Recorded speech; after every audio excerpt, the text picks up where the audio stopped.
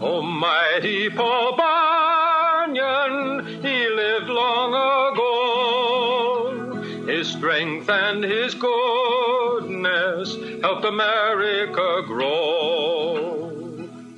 When Paul Bunyan was just 1 month old, he placed his baby hands around a young maple tree and tore it out of the ground, roots and all. When he was only 18, he was already 25 feet tall and weighed 800 pounds, all bone and muscle.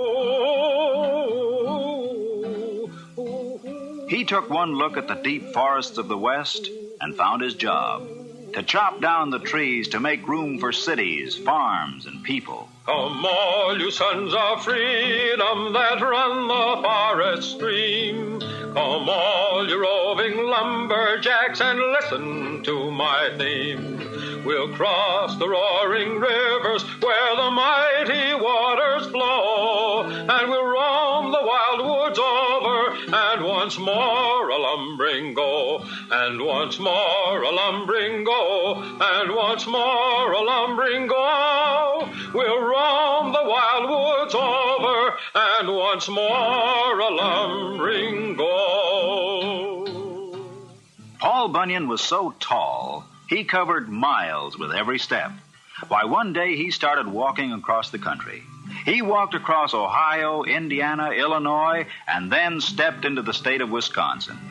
There, he met an old farmer, his head bowed down with grief. The farmer told Paul his story. I'm going down the road feeling bad. Oh, my crops have failed and now I'm feeling sad. My family is hungry and we have no place to live. I'm going down the road feeling bad. And with 5 blows of his axe, Paul Bunyan cleared a space of 10 miles for a brand new farm. "Thank you, Paul Bunyan," cried the farmer. "You're welcome," said Paul, as he took an extra big step and walked from Wisconsin into Montana. Yes, Paul Bunyan did some remarkable things, all right. As a soldier in the Revolutionary War, he faced a whole line of cannon. As the Hessian soldiers fired at him, he picked up a tree trunk and batted their cannonballs right back, like baseballs. Once, when pirates were roaming the east coast of the United States, he splashed his foot in the ocean and started a wave that sank the whole pirate navy. Oh, and I almost forgot.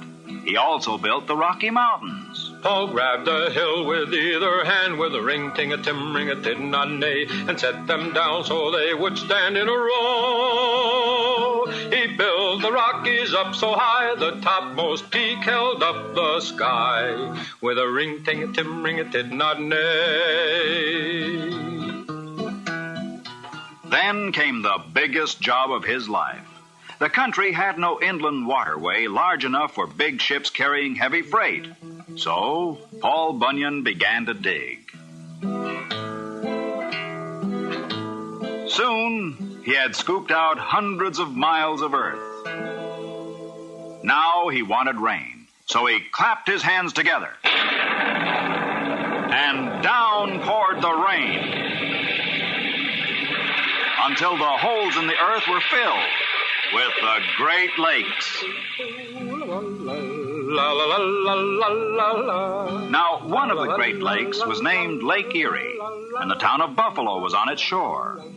It took just another day's work for Paul Bunyan to dig the Erie Canal from Buffalo to Albany, and the inland waterway was completed. In his later years, with his big jobs done, Paul Bunyan went back to one of his favorite hobbies, mountain making. But this was a mountain for children, a rock candy mountain. All above